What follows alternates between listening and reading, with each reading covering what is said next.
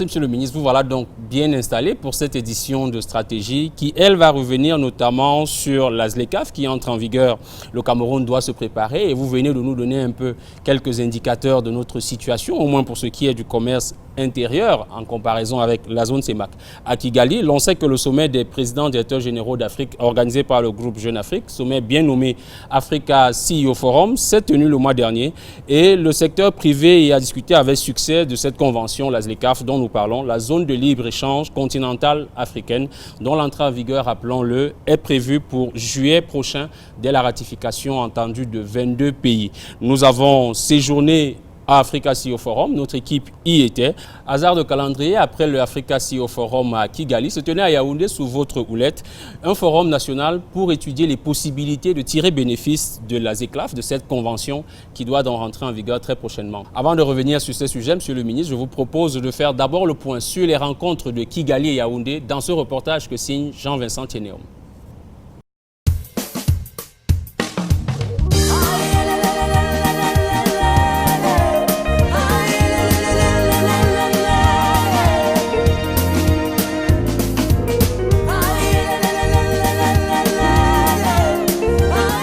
C'est Kigali, capitale du Rwanda, qui a accueilli cette année l'Africa CEO Forum, le plus grand rendez-vous international des décideurs et financiers du secteur privé africain.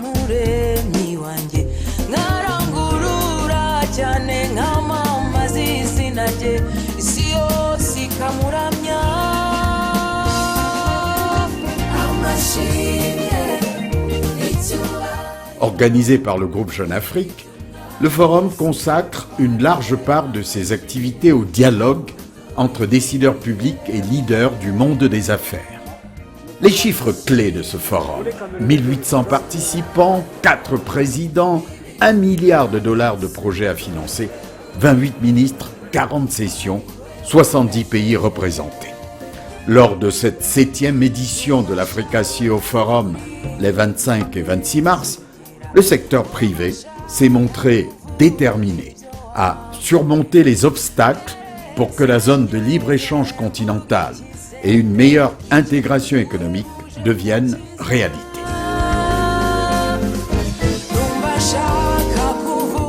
Lancé toujours à Kigali en mars 2018, ce projet de zone de libre-échange réunit 52 pays signataires sur les 55 membres de l'Union africaine. Seuls le Bénin, l'Érythrée et le Nigeria n'ont pas encore porté leur signature à l'accord de création de la zone. Au 20 avril 2019, 22 pays l'ont ratifié. Tout laisse penser que la convention entrera en application en juillet prochain lors du sommet de l'Union africaine à Niamey. On parle de l'Afrique, mais c'est 54 pays. Right? C'est 1 milliard plus de personnes, mais c'est à travers 54 pays. Il y en a 7 qui représentent 60-70% du PIB du continent. Right? Donc vraiment, pour pouvoir parler de l'Afrique comme continent, il faudrait qu'on soit unique, qu'on ait une zone de libre-échange. Et c'est pour ça que le président Kagame et tous les autres ont poussé pour cette zone. On y arrive, on est sur 21 pays qui ont signé. Il nous en reste un. Right, pour ratifier le projet. Et on va y arriver, mais c'est super important pour le continent parce que sinon, ça sera difficile pour nous d'être un partenaire majeur avec tous les autres, la Chine, l'Inde, les États-Unis, parce que sinon, ça sera trop de petits pays qui ne pourront pas négocier de manière assez forte avec ces partenaires. La zone de libre-échange continentale doit regrouper les 8 communautés économiques régionales qui n'ont pas pu atteindre la masse critique permettant d'intégrer plus efficacement les économies africaines au commerce mondial. Elle s'étendra sur un marché de 1,2 milliard de personnes, représentant un produit intérieur brut de 2500 milliards de dollars dans l'ensemble des 55 États membres de l'Union africaine. Du point de vue du nombre des pays participants, elle sera la plus grande zone de libre-échange du monde depuis la création de l'Organisation mondiale du commerce. Les avantages d'un marché unique sont clairement évidents si l'on compare l'Inde et le continent africain. Malgré les similitudes en termes de taille démographique et économique, La différence de performance entre l'Inde et notre continent réside dans le fait que nous sommes un marché fragmenté et fermé. Les pays africains ont aujourd'hui trop peu d'intérêt à échanger entre eux, trop de barrières les séparent. Quels sont les gains attendus de la zone de libre-échange ?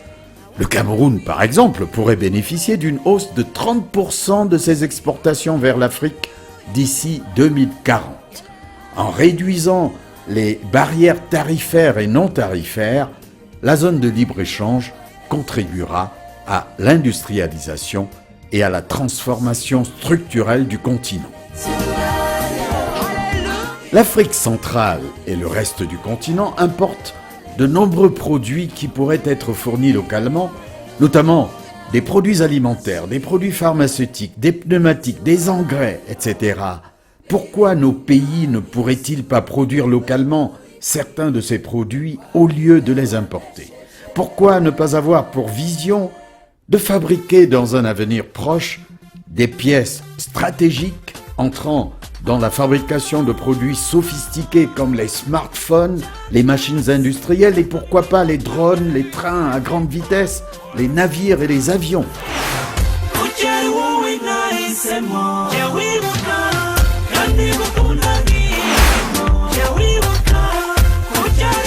Mais pour vendre en Afrique ou ailleurs, il faut être productif et compétitif. Les recettes sont connues. Moderniser la logistique intra-africaine, faciliter les investissements et les mouvements de personnes, multiplier les rapprochements éducatifs et culturels, faire naître davantage de groupes régionaux et panafricains. Parce que nous sommes, par exemple, le troisième partenaire commercial de l'Europe. Mais personne ne le sait, que nous avons plus de commerce avec l'Europe que le Japon. Mais on est fragmenté. Donc ça, c'est déjà un manque que nous avons d'organisation qui ne nous permet pas vraiment de participer aux négociations commerciales telles qu'elles se font aujourd'hui. Mais nous avons un autre problème qui est interne. Le fait que chaque fois qu'on exporte vers l'extérieur de l'Afrique, on exporte surtout des matières premières. Quand on exporte vers des pays voisins, la plupart de ces échanges sont des produits transformés ou des services. C'est quand même assez intéressant. Ça montre que le potentiel pour créer des emplois, puisqu'on crée plus d'emplois avec l'industrialisation et les services qu'on crée avec les matières premières, est effectivement dans le commerce entre nous. Et pour le faire, on a déjà un premier obstacle qui est de pouvoir formaliser les échanges, parce que nous avons beaucoup d'informalités. Il suffit d'aller dans une frontière africaine pour voir tout un chaos. Et donc, on peut dépenser jusqu'à 700 heures de négociation pour avoir les douanes à point. Donc, très souvent, on fait des échanges sans passer par les douanes. Et donc, c'est ça qu'il va falloir changer davantage pour qu'on puisse vraiment commercer dans la transparence. Et si les gens disent avec un peu de scepticisme, ce n'est pas possible parce qu'on exporte les mêmes choses, etc., ce n'est pas vrai. Il y a vraiment un développement de l'industrie en Afrique que les gens tendent à ignorer. Il y a déjà 500 millions de dollars par an de produits manufacturés en Afrique. Et ça va en augmentant. Et dans le domaine des services, ne parlons pas. L'investissement intra-africain le plus intéressant est dans les services. Services bancaires, et services touristiques, services de commerce aussi. Donc vraiment nous avons un potentiel qui a été évalué d'augmenter notre commerce en 52% si on intègre notre région.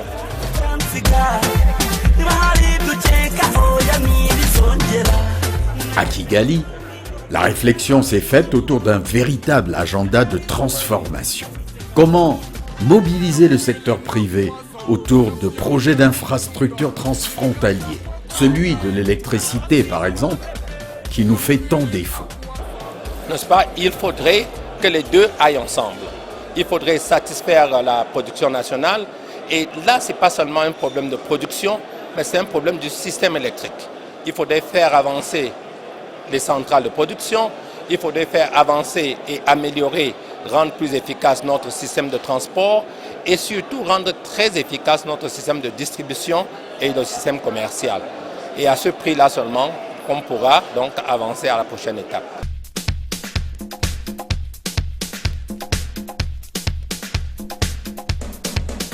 En conclusion, la zone de libre-échange est une initiative différente de tout ce que l'on a vu jusqu'à ce jour. Le régionalisme africain est une porte de sortie crédible des problématiques de fragmentation que nous connaissons. Retour à Yaoundé, le Cameroun a examiné les 16 et 17 avril dernier comment développer sa stratégie nationale pour mettre en œuvre la zone de libre-échange continentale africaine, à la faveur d'un atelier de sensibilisation organisé conjointement par le gouvernement camerounais et la Commission économique pour l'Afrique en présence de sa secrétaire exécutive, la camerounaise Vera Songwe. En signant la zone de libre-échange continental africain, nous créons dans l'Afrique une population de 1,2 milliard de personnes, un PIB, un produit intérieur brut d'à peu près 2,3 trillions de dollars. Donc nous commençons à parler d'une économie assez conséquente. Qu'est-ce que ça nous donne? Ça nous donne premièrement un large marché, un marché qui nous permet de prendre avantage des effets d'échelle. Je pense qu'aujourd'hui, quand nous voyons les pays en Afrique centrale, si nous voulons faire l'échelle, en Afrique de l'Est, ils ont un marché d'à peu près 600 millions de personnes. En Afrique de l'Ouest, avec l'ECOWAS, nous avons 300 millions de personnes. Nous avons une taille un peu moindre, mais nous avons la possibilité de diversifier nos produits pour pouvoir vendre à nos frères en Afrique de l'Ouest qui sont tout à côté. Et subitement, nous avons un marché de 300 millions de personnes, donc nous avons accès. Je crois que c'est là l'importance de la zone de libre-échange continentale.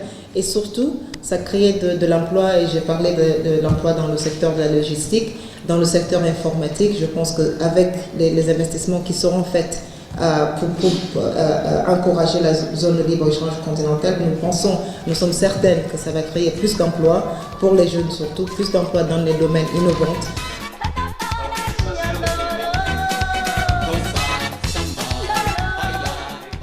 Parmi les nombreuses recommandations adoptées à l'issue de l'atelier, on peut relever la simplification des procédures douanières et administratives, l'implémentation du plan directeur d'industrialisation du Cameroun, la mise en place des tribunaux de commerce, etc., etc.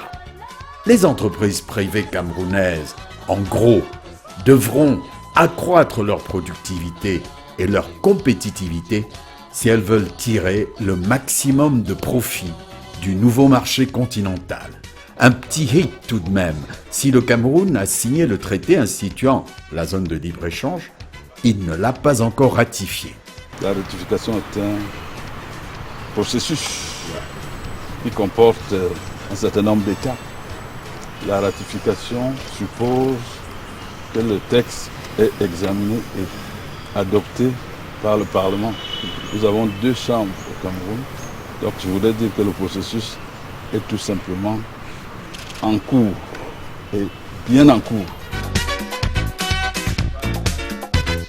La deuxième session parlementaire du Cameroun pour l'exercice 2019, qui se tiendra en juin, pourrait être l'occasion idoine d'assurer une accélération du processus de ratification de la zone. Le Cameroun aura ainsi le droit de participer aux négociations qui vont se poursuivre sur plusieurs aspects de l'accord, notamment les règles d'origine de la zone, les concessions tarifaires pour le commerce de marchandises, les modalités de paiement et de règlement ainsi que les obstacles non tarifaires afin de rendre l'accord véritablement effectif.